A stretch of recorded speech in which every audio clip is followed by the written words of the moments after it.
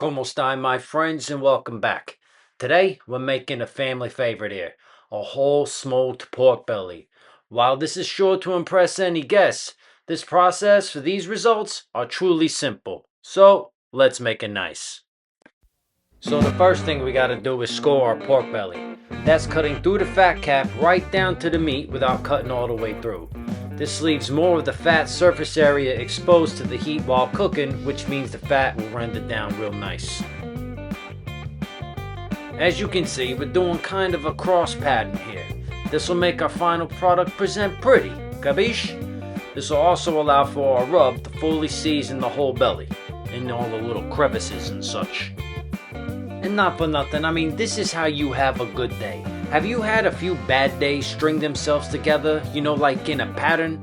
This is how you combat that, cutting patterns into 13 pounds of bacon. Seriously, I mean, look at this. How do you not crack a smile at that? It's like raising a championship trophy that you get to eat later. So now it's time to cure/brine our pork belly.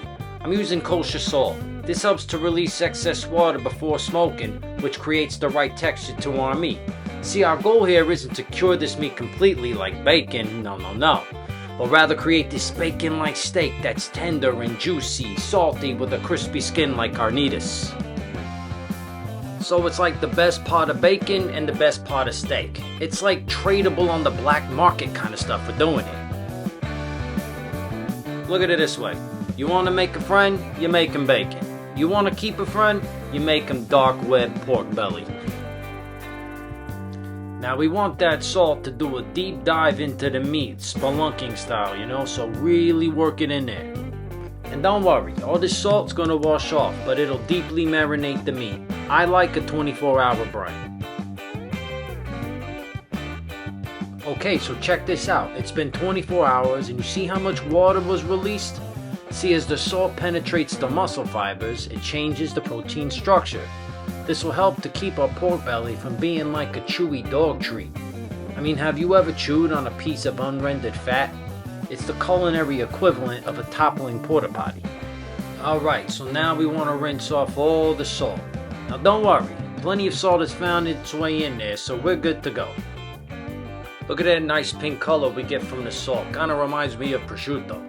Man, prosciutto, bacon, sausage, oinking. Is there anything pigs can't do? I don't know. Fly maybe. So now we rinsed off all the salt, and now we want to dry this guy completely. Then liberally season the belly with your favorite rub, and be mindful of the salt content of that rub, because this guy's already salty enough from our brine. So think paprika, fennel, chili, mustard, and garlic powders here. Then back in the fridge for at least an hour. So this is post-stoke we're smoking with today, and our belly is cold straight from the fridge. Cold from the fridge helps to maintain a lower cooking temperature and more even cooking. So 2 to 3 hours here at 250, and oh baby, look at this. It almost feels naughty.